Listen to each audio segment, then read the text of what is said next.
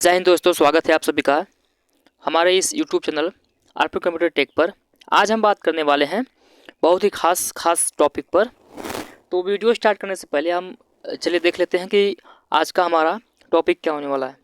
ठीक है, आज का हमारा टॉपिक होगा डेटा कम्युनिकेशन क्या होता है, डेटा कम्युनिकेशन से लाभ क्या क्या होता है, डेटा कम्युनिकेशन चैनल क्या होता है, इंफॉर्मेशन ट्रांसफर करने की स्पीड क्या होती है। उसके बाद देखेंगे हम डेटा संचार के माध्यम क्या क्या हैं, किन के माध्यम से डेटा एक जगह से किसी अन्य जगह पर पहुंचाया जाता है, नेटवर्क क्या होता है, नेटवर्क कितने प्रकार का होता है। ठीक है, प्रोटोकॉल क्या होता है, प्रोटोकॉल क्या होता है, नोड क्या होता है, सर्वर क्या होता है, टर्मिनल क्या होता है, नेटवर्किंग के लिए आवश्यक हमें क्या क्या उपकरण चाहिए, नेटवर्क टोपोलॉजी क्या होती है, कैसे जोड़ी जाती है, उसका लाभ क्या होता है, ये कितने प्रकार का होता है। देन उसके बाद देखेंगे हम मॉड्यूलेशन क्या होता है। ठीक है, और भारत में कौन कौन सी ऐसी कंपनियां हैं जो डेटा ट्रांसफ़र करने की सेवाएं में प्रदान करती हैं। उसके बाद देखेंगे हम कि एनआईसी कार्ड क्या होता है, और लास्ट में देखेंगे वायरलेस क्या होता है। ठीक है, तो इतनी ढेरों सारी इन्फॉर्मेशन आज हम इस वीडियो में आपको देने वाले हैं, वो भी कम समय में। ठीक है, तो वीडियो स्टार्ट करने से पहले हम आपसे रिक्वेस्ट करते हैं कि अगर आपने हमारी वीडियो को या चैनल को अब तक आपने सब्सक्राइब नहीं किया है तो प्लीज़ चैनल को सब्सक्राइब कर दीजिए। और वीडियो देखने के बाद अगर आपको लगे कि ये वीडियो इन्फॉर्मेशन से भरी हुई है तो आप अपने दोस्तों में भी इस वीडियो को शेयर कर सकते हैं। ठीक है, तो चलिए स्टार्ट करते हैं आज का वीडियो। देखिए, डेटा कम्युनिकेशन बात करेंगे हम यहाँ पर डेटा संचार के बारे में। डेटा संचार क्या होता है, तो डेटा संचार का मतलब होता है कि किसी भी डेटा को, ठीक, किसी भी डेटा को, चाहे वो आपका लिखित रूप से टेक्स्ट के रूप में डेटा हो या आपका ध्वनि के रूप में डेटा हो, चाहे आपका ऑडियो हो, वीडियो हो, ठीक है, कोई भी आपका डेटा हो, उस डेटा को, उस जानकारी को, उस सूचना को एक जगह से, ठीक है, कंप्यूटर के माध्यम से या मोबाइल के माध्यम से या नेटवर्क के माध्यम से एक जगह से किसी अन्य जगह पर भेजना डेटा कम्युनिकेशन कहलाता है। ठीक है, और वो कंप्यूटर की भाषा में क्या है, तो कैसे होता है, तो डेटा संचार दो या दो से अधिक कंप्यूटर केंद्रों के बीच डिजिटल या एनालॉग डेटा का स्थानांतरण होता है, डेटा कम्युनिकेशन। ठीक है, जो आपस में संचार चैनल या कम्युनिकेशन चैनल के माध्यम से जुड़ा होता है। अच्छा, अब इसके लाभ की बात करें कि अगर हम डेटा कम्युनिकेशन कर रहे हैं तो इससे हमें लाभ क्या क्या होता है। तो पहला लाभ होता है कि डेटा को भौतिक रूप से भेजने में तथा डेटा तैयार करने में लगने वाले समय की बचत होती है इसमें। ठीक है ना, जैसे आप लिखित रूप से कोई चिट्ठी आपको कहीं अन्य शहर भेजना होता है तो आपको टाइम लगता है, लेकिन आप डेटा कम्युनिकेशन या कंप्यूटर का यूज करेंगे, टेलीफोन लाइन का यूज करेंगे, तो इसमें आपके समय की बचत होती है। ये इसका सबसे बड़ा लाभ होता है।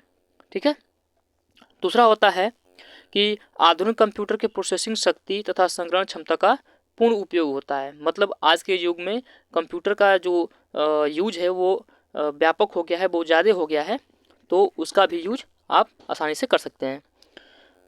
तीसरा लाभ है कि फाइल से सूचनाओं की तेज़ी से प्राप्ति कर सकते हैं। मतलब अगर आप किसी सर्वर्स पर कोई भी जानकारी उपलब्ध है तो आप चाहें तो उसको सेकेंडों में जानकारी को ढूंढ सकते हैं। अगर आपको कोई जानकारी नहीं मिल पा रही है, कहीं से सूचना आपको नहीं प्राप्त हो पा रहा है, कोई जानकारी नहीं है आपको, तो आप उसका इंटरनेट के माध्यम से जल्दी से सूचना को प्राप्त कर सकते हैं। ठीक है, ये भी लाभ होता है। आगे बात करें तो फाइलों के नकल से बचाव तथा शुद्धता। मतलब इसमें क्या होता है कि अगर आप अपने डेटा को किसी कंप्यूटर में या किसी सर्वर में सेव करके रखे हुए हैं तो उस डेटा की जो डुप्लीकेट कॉपी होती है वो, उससे आप बच पाते हैं और डेटा आपका बिल्कुल प्योर और शुद्ध बचा रहता है।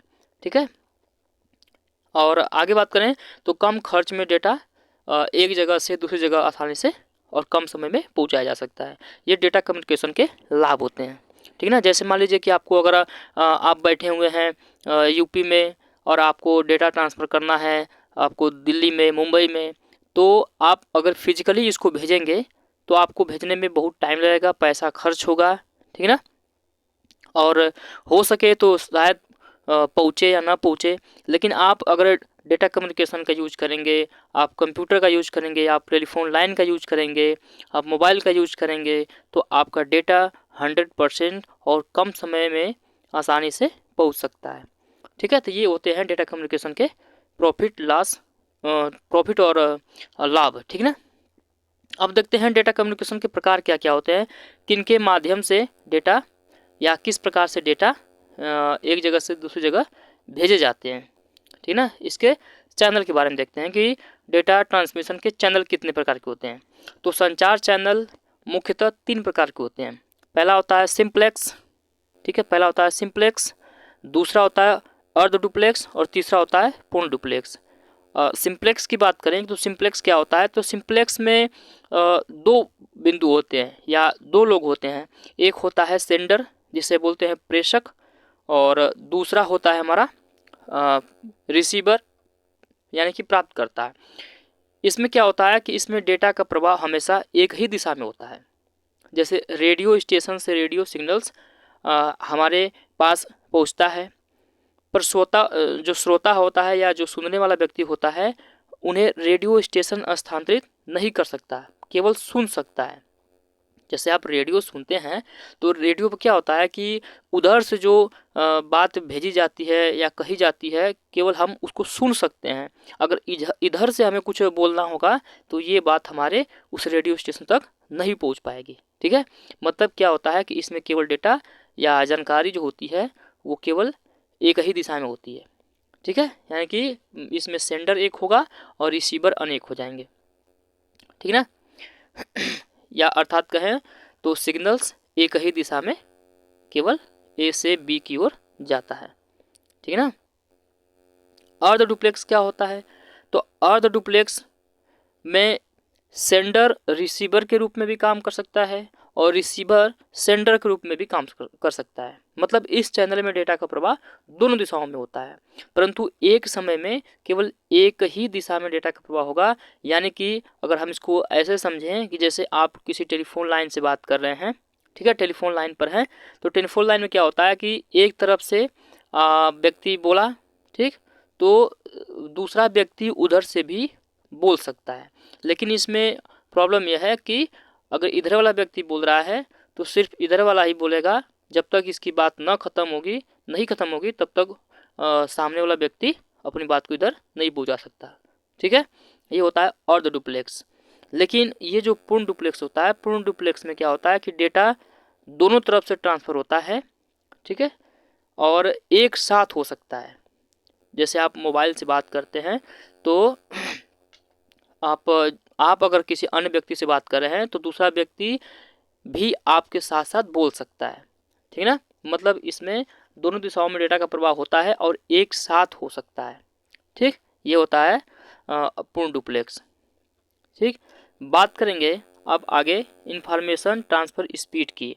इंफॉर्मेशन ट्रांसफ़र स्पीड क्या होती है, तो इंफॉर्मेशन ट्रांसफ़र स्पीड को बिट्स और बाउंड रेट में मापा जाता है। यानी कि 1 सेकेंड में स्थानांतरित या भेजी गई बिट्स की गति को बिट रेट कहते हैं। मतलब आप 1 सेकेंड में जितना बिट्स आप भेजते हैं या जाता है वो बिट रेट कहलाता है।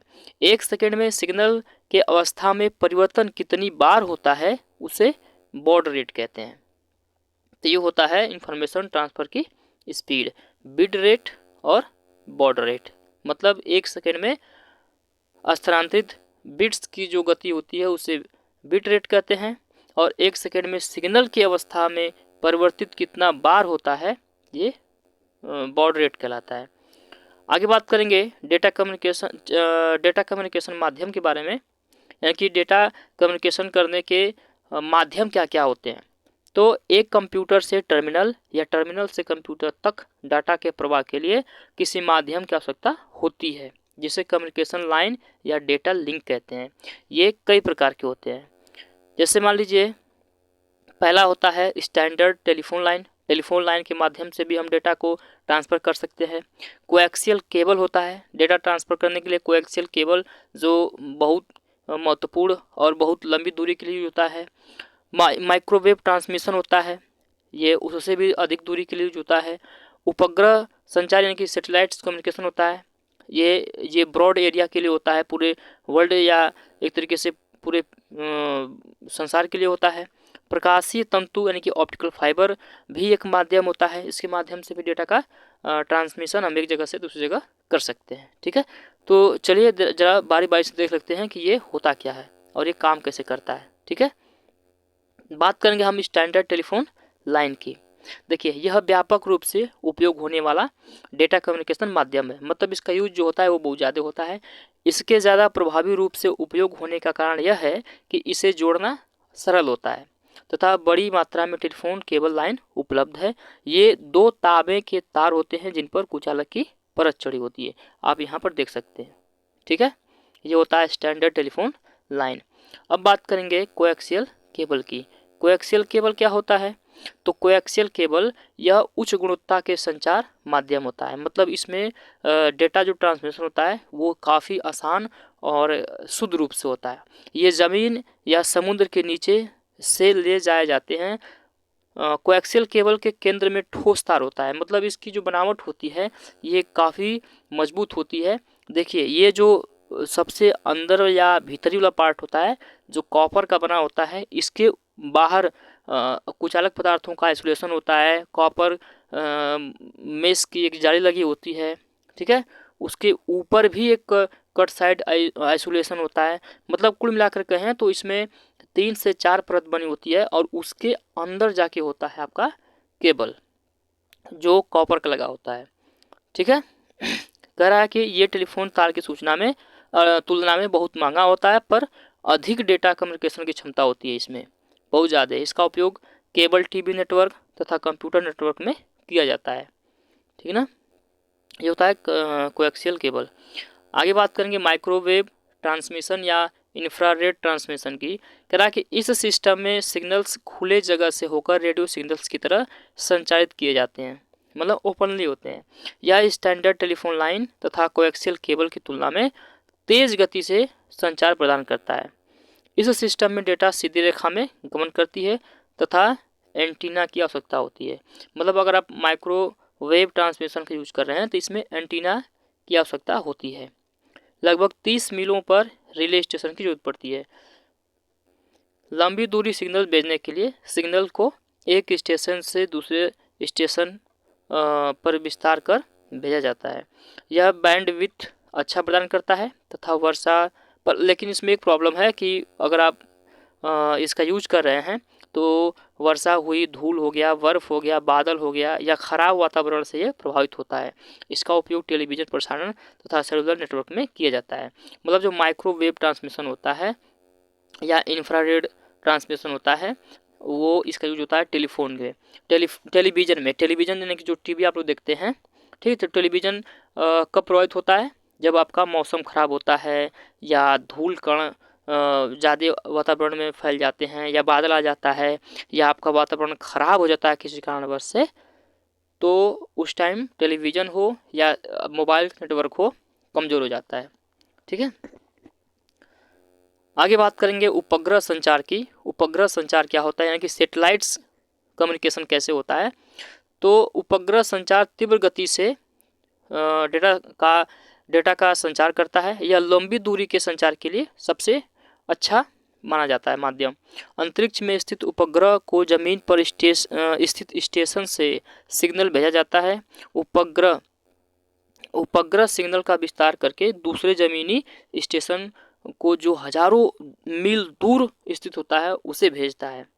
ठीक, इस सिस्टम में विशाल डेटा का समूह तेजी से अधिकतम दूरी तक भेजा जा सकता है। मतलब आप किसी अन्य शहर में बैठे हैं तो आपको इसमें डेटा आसानी से उपलब्ध हो सकता है। इसका उपयोग टेलीफोन में या फ़ोन में कहें या टीवी में कहें या इंटरनेट के लिए इसका उपयोग आवश्यक होता है, ज़रूरी होता है, उसमें इसका यूज किया जाता है। ठीक ना, जो आप मोबाइल यूज करते हैं या जो आप टीवी देखते हैं या जो आप इंटरनेट यूज करते हैं, इसमें कौन सा कम्युनिकेशन चैनल है? तो इसमें उपग्रह यानी कि सैटेलाइट कम्युनिकेशन का यूज किया जाता है। ठीक है, आगे बात करेंगे प्रकाशीय तंतु संचार की, यानी कि फाइबर ऑप्टिकल की। तो प्रकाशीय तंतु एक नई टेक्नोलॉजी है, नई तकनीक है जिसने धातु के तारों और केबल के जगह पर विशिष्ट प्रकार के ग्लास या प्लास्टिक के तंतु का उपयोग डेटा संचार के लिए किया जाता है। यह धातु की तुलना में काफ़ी हल्की होती है, आकार में भी कम होता है, तीव्र गति से डेटा संचार करने में सक्षम होता है। यह शोर कम करता है और बैंडविड्थ जो होती है इसकी अधिक होती है। इसका उपयोग टेलीकम्युनिकेशन और नेटवर्किंग के लिए होता है। यह पूर्ण आंतरिक परिवर्तन यानी कि टोटल इंटरनल रिफ्लेक्शन के सिद्धांत पर कार्य करता है। यह रेडियो आवृत्ति अवरोधों से मुक्त होता है, मतलब इसमें रेडियो आवृत्ति या फ्रीक्वेंसी जो होती है इसका कोई भी इसमें प्रॉब्लम नहीं आता है। ठीक है, तो ये हो गए हमारे संचार चैनल या कम्युनिकेशन चैनल। आगे हम बात करेंगे नेटवर्क के बारे में। नेटवर्क क्या होता है, ठीक है, नेटवर्क क्या होता है और इसके क्या क्या पार्ट होते हैं और ये कैसे काम करता है। तो नेटवर्क आपस में एक दूसरे से जुड़े कंप्यूटरों का समूह होता है, मतलब ढेरों सारे कंप्यूटर जब एक दूसरे के साथ कनेक्ट होते हैं तो एक नेटवर्क बनता है। ठीक है, जो एक दूसरे से संचार स्थापित करने तथा सूचनाओं संसाधनों को साझा इस्तेमाल करने में सक्षम होते हैं, जैसे प्रिंटर इत्यादि। किसी भी नेटवर्क को स्थापित करने के लिए एक सेंडर चाहिए, एक रिसीवर चाहिए, एक माध्यम चाहिए, एक प्रोटोकॉल चाहिए। ठीक है ना, मतलब अगर आपको एक नेटवर्क स्थापित करना है तो आपको एक सेंडर यानी कि भेजने वाला चाहिए और एक उस जानकारी को प्राप्त करने वाला चाहिए, और उन दोनों के बीच में डेटा कैसे भेजा जाए उसके लिए एक माध्यम चाहिए, और उस माध्यम के लिए प्रोटोकॉल की आवश्यकता होती है। विश्व का प्रथम कंप्यूटर नेटवर्क बनाया गया था आरपानेट, और आरपानेट का यूज करके ही इंटरनेट बनाया गया है। हम इंटरनेट के बारे में अलग से एक वीडियो लेकर आएंगे और उसके बारे में चर्चा करेंगे। फिलहाल यहाँ पर केवल हम नेटवर्क की बात कर रहे हैं तो हम इतना ही देखेंगे। ठीक है, अब अच्छा, ये प्रोटोकॉल क्या होता है, हमें पता है सेंडर क्या होता है, रिसीवर क्या होता है, हमने डेटा को ट्रांसमिशन करने के लिए उसके बीच में माध्यम क्या लगाए जाते हैं ये भी देख लिया। लेकिन प्रोटोकॉल क्या होता है, तो प्रोटोकॉल किसी भी नेटवर्क में विशेष नियमों तथा मानकों का समूह होता है जिसके नियमानुसार डेटा स्थानांतरण तथा आपस में एक दूसरे कंप्यूटरों को जोड़ा जाता है। ठीक है ना, ये प्रोटोकॉल होता है। प्रोटोकॉल नेटवर्क में विशेष नियमों और शर्तों का एक समूह होता है। ठीक है, नोड क्या होता है, नोड, तो किसी नेटवर्क में नोड एक कनेक्शन पॉइंट होता है। नोड जो होता है किसी भी नेटवर्क में, जैसे बहुत सारे कंप्यूटरों का नेटवर्क है तो उसमें एक कनेक्शन पॉइंट होता है जहाँ से कनेक्शन दिया जाता है। ठीक है ना, जहाँ से डेटा का ट्रांसमिशन का अंत होता है, वहाँ से पुनः डेटा का वितरण हो सके उस जगह को नोड कहा जाता है। ठीक है, सर्वर क्या होता है, तो सर्वर जो होता है ये मेन कंप्यूटर होता है जो नेटवर्क से जुड़े कंप्यूटरों को सूचना प्रदान करता है। ठीक, ये नेटवर्क में सबसे महत्वपूर्ण और सबसे शक्तिशाली पावरफुल कंप्यूटर होता है। सर्वर एक सेंट्रल कंप्यूटर होता है, मतलब एक मुख्य कंप्यूटर या मेन कंप्यूटर होता है जो बहुत सारे कंप्यूटरों या वर्क स्टेशनों या अन्य कंप्यूटरों के लिए डेटा या प्रोग्रामों के लिए जो संग्रह होता है या स्टोरेज होता है या जानकारी जो होती है, इन्फॉर्मेशन होता है, उसको अपने अंदर होल्ड करके रखता है या उसको सेव करके रखता है, ताकि कोई भी कंप्यूटर्स या कोई भी सोर्स हो, रिसोर्स हो, उससे जानकारी आसानी से प्राप्त कर सके। ठीक, टर्मिनल क्या होता है, तो यह मेन फ्रेम या सुपर कंप्यूटर के संसाधनों का साझा इस्तेमाल करने के लिए उपयोग इसमें किया जाता है टर्मिनल का। ठीक है, अब डम्ब टर्मिनल क्या होता है, तो डम्ब टर्मिनल का मतलब होता है इसमें कोई भी जानकारी नहीं होती है डम्ब टर्मिनल में। ठीक है, अब बात करेंगे नेटवर्क के लिए आवश्यक उपकरण। नेटवर्क के लिए क्या क्या हमें चाहिए, अगर हम नेटवर्किंग करना चाहते हैं तो हमें क्या क्या सामान या उपकरण चाहिए। तो देखिए, अगर आप नेटवर्क स्थापित करना चाहते हैं तो आपको एक रिपीटर चाहिए, आपको एक हब चाहिए कनेक्ट करने के लिए, आपको एक स्विच चाहिए, एक राउटर चाहिए और आपको एक गेटवे चाहिए। मतलब कुल मिलाकर के आपको नेटवर्क स्थापित करना है तो 5 चीज़ें कम से कम आवश्यक होती हैं: repeaters, hub, switch, router, gateway. ठीक, अब हम बात करने वाले हैं नेटवर्क के प्रकार के बारे में। नेटवर्क कितने प्रकार का होता है, तो नेटवर्क जो होता है ये देखिए, पहला हो गया आपका लोकल एरिया नेटवर्क, दूसरा होगा वाइड एरिया नेटवर्क यानी कि वैन, तीसरा होता है मेट्रोपॉलिटन एरिया नेटवर्क। यानी कि मुख्य रूप से नेटवर्क होते हैं 3 प्रकार के: लैन, मैन और वैन। लैन क्या होता है? लैन का पूरा नाम होता है लोकल एरिया नेटवर्क, मतलब स्थानीय क्षेत्र नेटवर्क। यह एक कंप्यूटर नेटवर्क होता है जिसके अंदर छोटे भौगोलिक क्षेत्र जैसे आपके घर में, ऑफिस, भवनों या छोटा समूह या हवाई अड्डा आदि में कंप्यूटर नेटवर्क के रूप में यहाँ पर यूज किए जाते हैं।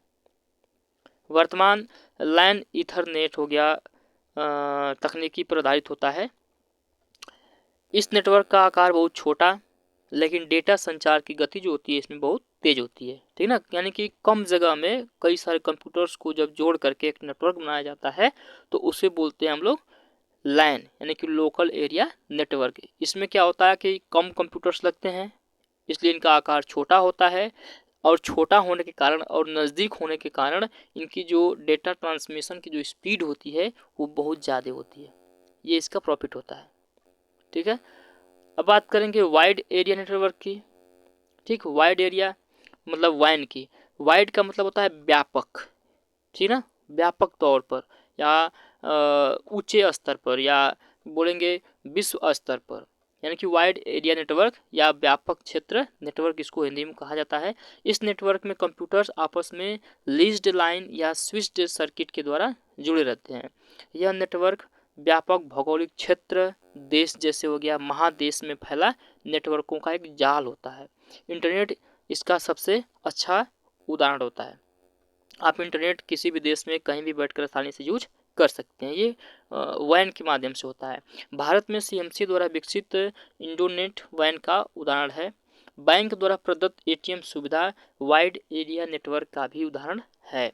मतलब आप जो एटीएम यूज करते हैं, ठीक है, वे भी एक प्रकार का वाइड एरिया नेटवर्क का एग्जाम्पल है।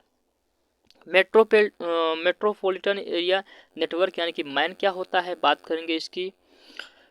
तो मैन दो या दो से अधिक लोकल एरिया नेटवर्क को जोड़ता है। मतलब अगर आप दो लाइन लगा रखे हैं दो जगह पर, या दो घर में या दो रूम में आपने लाइन सिस्टम यूज किया है, तो उन दोनों लाइन को कनेक्ट करने पर जो हमारा नेटवर्क बनता है उसको बोलते हैं मेट्रोपॉलिटन एरिया नेटवर्क।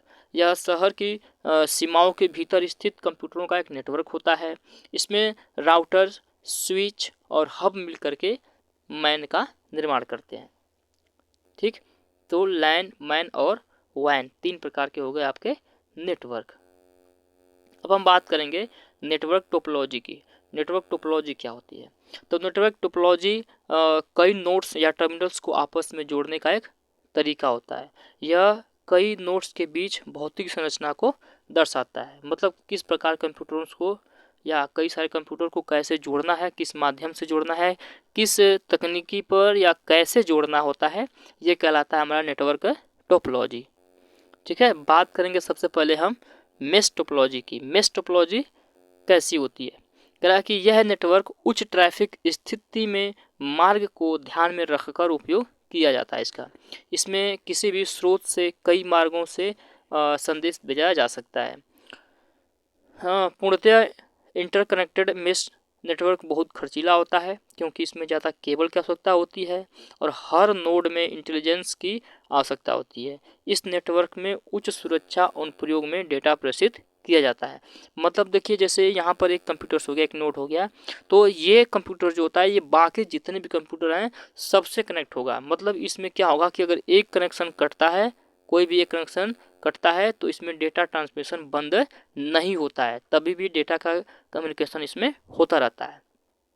ठीक है, इसमें प्रॉफिट होता है और यही वजह है कि इसमें बहुत सारे केबल्स की ज़रूरत पड़ती है क्योंकि हमें सभी कंप्यूटरों को सभी से आपस में जोड़ना होता है। ठीक है, मतलब जैसे ये एक जुड़ा हुआ है इससे, तो यहीं से जुड़ेगा दूसरे वाले से, तीसरे वाले से भी, चौथे वाले से भी। ठीक है, तो इस प्रकार से ऐसे मेश टोपोलॉजी में कंप्यूटर्स आपस में जुड़े जाते हैं। ये टोपोलॉजी जो होती है थोड़ी सी महंगी होती है। ठीक है, स्टार टोपोलॉजी क्या होती है? तो स्टार टोपोलॉजी में होता है जो होता है इसमें एक मुख्य कंप्यूटर्स होता है बीच में, और बाकी इसके साइड से केवल एक एक केबल के माध्यम से कंप्यूटर या नोड जुड़े जाते हैं। इस नेटवर्क में एक केंद्रीय नोड होता है जो इंटेलिजेंस में युक्त होता है। इंटेलिजेंस से युक्त होता है, जानकारी से भरपूर होता है, बाकी नोड इससे जुड़े रहते हैं। इस मुख्य नोड को हब कहते हैं, यानी कि जो मेन कंप्यूटर जो होता है उसको हब कहते हैं। कोई एक केबल में कोई कठिनाई आने पर एक ही नोड विफल होता है, परंतु अगर हब में कोई प्रॉब्लम आती है तो पूरा का पूरा नेटवर्क ही खराब हो जाता है, इसमें ये प्रॉब्लम होता है। ठीक, अब बात करेंगे रिंग टोपोलॉजी की। रिंग टोपोलॉजी क्या होती है? तो इस नेटवर्क में सभी नोड्स में समान रूप से इंटेलिजेंस होता है, मतलब डेटा का प्रवाह हमेशा एक ही दिशा में होता है, परंतु किसी भी एक केबल या नोड में कठिनाई आने पर दूसरे दिशा में डेटा संचार संभव है। ठीक है, मतलब देखिए जैसे यहाँ पर एक नोड लगा हुआ है, ये कनेक्ट है इससे, फिर ये कनेक्ट है इससे, ये कनेक्ट है इससे, ये कनेक्टेड है इससे, और ये फिर जुड़ गया इससे। ठीक है, अगर यहाँ देखिए, अगर ये वाला कनेक्शन यहाँ से कट जाता है, ठीक, तो डेटा का संचार इस साइड से आसानी से हो जाता है। ठीक है, तो ये होता है रिंग टोपोलॉजी। अब हम बात करेंगे बस टोपोलॉजी की। बस टोपोलॉजी क्या होता है? तो इस नेटवर्क में सभी नोड्स एक ही केबल से जुड़े रहते हैं। आप यहाँ पर देख सकते हैं, जैसे यहाँ पर ये एक केबल है और इसी केबल से सभी कंप्यूटर्स आपस में जुड़े हैं। कोई भी नोड किसी दूसरे नोड को डेटा प्रेषित करना चाहता है तो उसे देखना होता है कि बस में कोई डेटा प्रवाहित तो नहीं हो रहा है। बस खाली रहने पर नोड डेटा प्रेषित कर सकता है।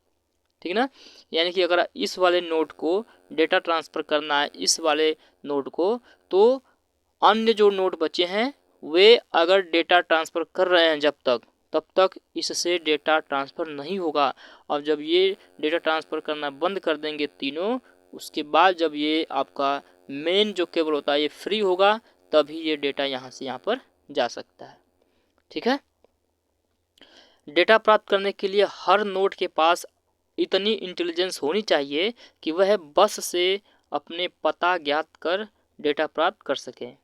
इसमें कम केबल की आवश्यकता होती है तथा कोई नया नोड जोड़ना आसान होता है। लेकिन प्रॉब्लम क्या है कि इस ट्रांसमिशन लाइन में कठिनाई आने पर सारा नेटवर्क ही विफल हो जाता है। ठीक है, ये जो मेन वाला होता है, अगर इसमें कोई प्रॉब्लम आती है तो सारा का सारा नेटवर्क ही ख़राब हो जाता है, ये इसमें प्रॉब्लम होती है। तो ये हो गए हमारे टोपोलॉजी। कौन कौन टोपोलॉजी थी? तो इसमें था mesh topology, star topology, ring topology और बस टोपोलॉजी। अब हम बात करने वाले हैं मॉड्यूलेशन के बारे में। मॉड्यूलेशन क्या होता है? तो यह किसी जानकारी को लंबी दूरी तक सिग्नल के रूप में भेजने के लिए आवश्यक होता है। मॉड्यूलेशन डिजिटल सिग्नल को एनालॉग सिग्नल के रूप में बदलने की एक प्रक्रिया होती है। यह मॉडम का जो पूरा नाम होता है मॉड्यूलेटर डीमॉड्यूलेटर के द्वारा ही संभव होता है। मॉडम एक विद्युत यंत्र है जो डिजिटल सिग्नल को एनालॉग सिग्नल या क्या कहें ऐसे कि भौतिक सिग्नल के रूप में बदलकर भेजता है डेटा को, तथा एनालॉग सिग्नल को डिजिटल डेटा या सिग्नल के रूप में बदलकर प्राप्त भी करता है। जैसे आप मोबाइल से किसी से बात कर रहे हैं तो आपका जो वॉइस है वो मोबाइल में सबसे पहले एनालॉग में कन्वर्ट होता है, और उधर से अगर कोई जानकारी या वॉइस आती है तो उधर से एनालॉग में कन्वर्ट किया हुआ डेटा पुनः हमें वॉइस के रूप में ही प्राप्त होता है। ठीक है, यानी कि जो मॉडम होता है ये डिजिटल को एनालॉग में और फिर एनालॉग को डिजिटल में कन्वर्ट करने वाली एक प्रक्रिया होती है मॉड्यूलेशन। ठीक है, मॉड्यूलेशन 3 प्रकार की होती है। पहला होता है आयाम यानी कि एम्पलीट्यूड मॉड्यूलेशन। इस प्रक्रिया में वाहक सिग्नल का आयाम सूचना युक्त डिजिटल सिग्नल के अनुरूप ही बदला जाता है। आवृत्ति क्या होती है? फ्रीक्वेंसी। तो इस प्रक्रिया में वाहक सिग्नल की आवृत्ति को सूचना युक्त डिजिटल सिग्नल के रूप में बदला जाता है। और तीसरा लास्ट में होता है चरण। इस प्रक्रिया में वाहक सिग्नल के फेज को डिजिटल सिग्नल के रूप में बदला जाता है। ये होती है मॉड्यूलेशन की टोटल प्रकार। क्या क्या इसमें आते हैं? आयाम आता है, आवृत्ति, और लास्ट में इसका फेज यानी कि चरण आता है। ठीक, इस तरीके से मॉड्यूलेशन होता है। डेटा ट्रांसमिशन सेवा क्या होती है? तो डेटा ट्रांसमिशन सेवा मतलब डेटा को एक जगह से या एक स्थान से दूसरे स्थान भेजने के लिए जिस सेवा का उपयोग होता है उसे डेटा ट्रांसमिशन सेवा कहते हैं। इस सेवा को देने वाले को डेटा ट्रांसमिशन सेवा या प्रदाता कहा जाता है। जैसे VSNL हो गया, BSNL हो गया, MTNL हो गया, ये ऐसी कंपनियां हैं जो हमारे भारत में डेटा ट्रांसमिशन करती हैं या सेवाएं प्रदान करती हैं। जैसे VSNL का है तो विदेश संचार निगम लिमिटेड, ये कंपनी जो होती है हमारे भारत देश में डेटा को प्रदान करती है। या VSNL हो गया कि भारत संचार निगम लिमिटेड, MTNL हो गया महानगर टेलीफोन निगम लिमिटेड। ये कंपनियां जो होती हैं ये कंपनियां हमें टेलीफोन लाइन की सेवा प्रदान करती हैं। ठीक है, आगे बात करेंगे डेटा ट्रांसमिशन सेवाएं कैसे होती हैं। तो पहला है इसमें डायल अप लाइन के माध्यम से।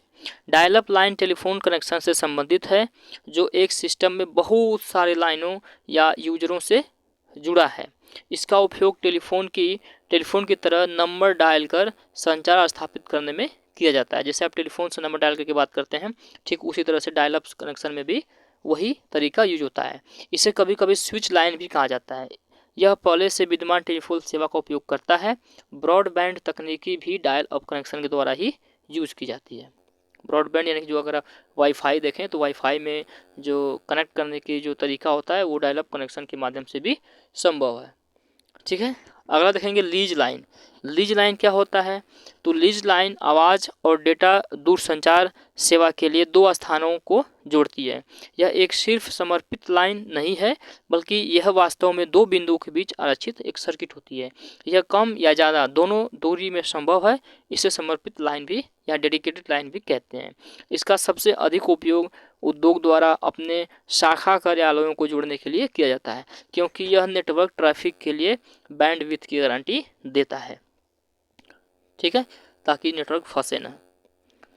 आगे देखें तो ISDN होता है यानी कि एकीकृत सेवा डिजिटल नेटवर्क।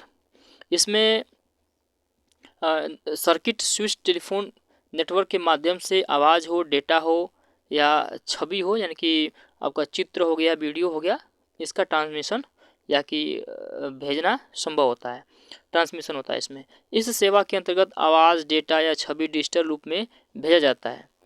यह शोर से बिल्कुल मुक्त रहता है, मतलब इसमें बिल्कुल भी शोर नहीं होता है, आवाज़ नहीं होता है। इस लाइन में कई उपकरणों को सिग्नल संलग्न किया जाता है, जोड़ा जाता है और ज़रूरत के अनुसार इस्तेमाल भी किया जाता है। अर्थात ISDN लाइन लोगों की पूरी संचार व्यवस्था की देखभाल कर सकता है। इस सेवा में मॉडेम की आवश्यकता नहीं होती है क्योंकि डेटा का आदान प्रदान डिजिटल रूप में होता है। ठीक है, अब हम बात करने वाले हैं NIC कार्ड के बारे में। NIC कार्ड क्या होता है और वायरलेस क्या होता है? NIC मतलब नेटवर्क इंटरफेस कार्ड। ये एक प्रकार का हार्डवेयर डिवाइस है जो कंप्यूटर को नेटवर्क में संचार स्थापित करने में सक्षम बनाता है। नेटवर्क के अंतर्गत कंप्यूटर एक निश्चित प्रोटोकॉल के तहत डेटा पैकेट का आपस में आदान प्रदान करते हैं। ये होता है हमारा NIC कार्ड। ठीक है, जो बहुत ही इंपॉर्टेंट कार्ड होता है नेटवर्क के लिए। अच्छा, वायरलेस तकनीक क्या होती है? तो वायरलेस तकनीक को देखें तो वायरलेस तकनीक जैसा कि नाम से पता चलता है कि बिना तारों की तकनीक है ये, अर्थात इसमें डेटा का परिवहन बिना तारों या केबल के द्वारा ही होता है। इस तकनीक के प्रयोग से केबल के खर्च की बचत होती है।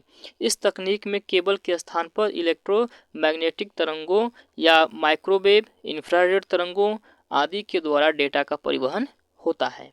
वायरलेस तकनीकी के अनुप्रयोग होते हैं जैसे टेलीविज़न रिमोट कंट्रोल में, सेलुलर फ़ोन में या वाईफाई में वायरलेस तकनीकी का यूज किया जाता है, या ब्लूटूथ जैसे आप यूज करते हैं। ठीक है, WiMAX क्या होता है? तो WiMAX मतलब world wide interoperability for microwave access, इसका पूरा मतलब होता है। यह एक डिजिटल वायरलेस संचार प्रणाली है। यह तकनीकी बिना केबल के 75 MB/s ब्रॉडबैंड स्पीड प्रदान करती है। ठीक ना, WiMAX जो होती है। वायरलेस लोकल लूप क्या होता है? तो यह एक वायरलेस संचार प्रणाली है। इसमें उपभोक्ता नेटवर्क से रेडियो आवृत्ति के प्रयोग से जुड़ते हैं। यह बेहतर आवाज़ तथा उच्च गति डेटा क्षमता प्रदान करता है। जिस स्थान पर लैंडलाइन टेलीफोन कनेक्शन का प्रावधान संभव नहीं है वहां पर वायरलेस लोकल लूप तकनीकी सेवा प्रदान की जाती है। यह CDA यानी कि कोड डिवीजन मल्टीपल एक्सेस पर आधारित होती है। आजकल यह नेटवर्क के लिए सबसे अधिक लोकप्रिय साधन है। ठीक है, तो दोस्तों ये रहा हमारा डेटा कम्युनिकेशन की थ्योरी।